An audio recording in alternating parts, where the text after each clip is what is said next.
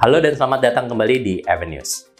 LRT Jakarta yang telah beroperasi sejak 2019 menghubungkan Stasiun Pegangsaan 2 dengan Stasiun Velodrome sepanjang 5,8 km, kini telah memasuki babak baru dengan memulai fase 1B yang akan menghubungkan Stasiun Velodrome dengan Stasiun Manggarai, yang peletakan batu pertamanya atau groundbreaking telah dilakukan pada 30 Oktober 2023.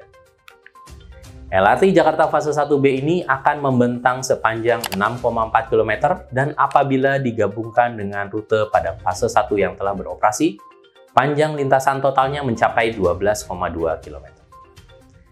Perjalanan dari stasiun awal Pegangsaan 2 menuju stasiun akhir Manggarai direncanakan akan ditempuh dalam kurun waktu 26 menit. Berdasarkan hasil studi kelayakan menunjukkan potensi penumpang pada lintas LRT Jakarta fase 1B akan dapat menampung sebanyak 50.000 hingga 70.000 orang per hari.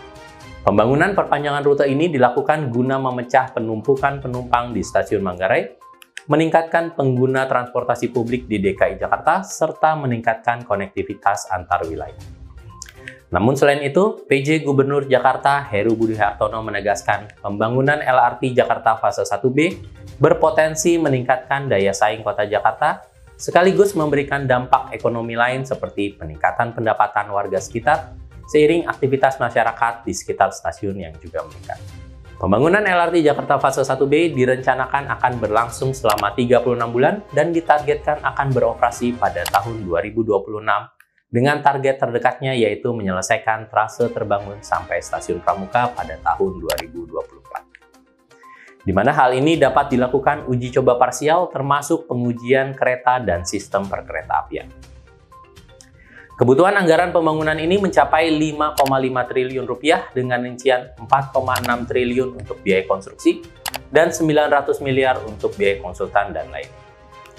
Pembangunan LRT Jakarta fase 1B ini terdiri atas 5 stasiun yaitu Stasiun Pemuda Rawamangun, Stasiun Pramuka BPKP, Stasiun Pasar Pramuka, Stasiun Matraman, dan berakhir di Stasiun Manggarai.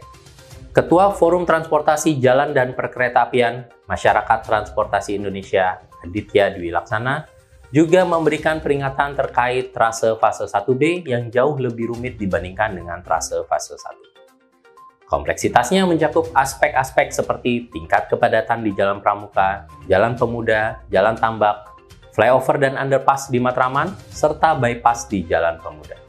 Koordinasi yang efektif antar stakeholder termasuk diantaranya PT Jakarta Propertindo, kontraktor, masyarakat, perangkat keamanan, dan lain sebagainya adalah kunci untuk menghindari masalah seperti gangguan lalu lintas dan dampak negatif pada proyek ini. Hal tersebut berkaitan erat dengan manajemen integrasi untuk menyatukan lingkup kegiatan dan stakeholders untuk penyelesaian proyek. Selain itu, atas seluruh kegiatan yang akan dilakukan juga penting untuk dilakukan komunikasi termasuk kepada warga sekitar guna membangun kepercayaan dan dukungan dari masyarakat. Komisi B DPRD DKI Jakarta mengidentifikasi beberapa tantangan teknis terkait pembangunan. Tantangan pertama terkait lengkungan dari Velodrome ke Jalan Pemuda. Pada lengkungan tersebut diingatkan supaya LRT Jakarta belajar dari LRT Jabodebek agar long span atau trek lengkung tidak bermasalah.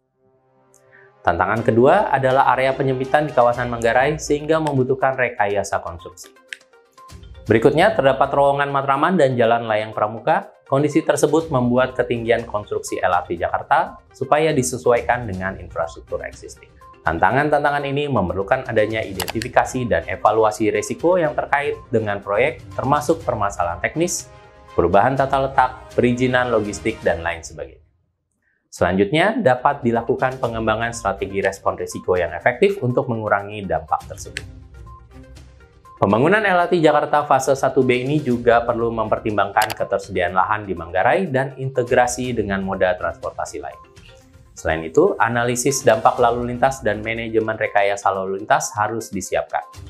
Dalam hal ini, PT Jakarta Propertindo diharapkan dapat belajar dari MRT Jakarta terkait proses konstruksi di mana tidak sampai menghilangkan rambu lalu lintas, jalur pedestrian, konstruksi yang menutupi toko dan gedung, atau tidak adanya jalur alternatif.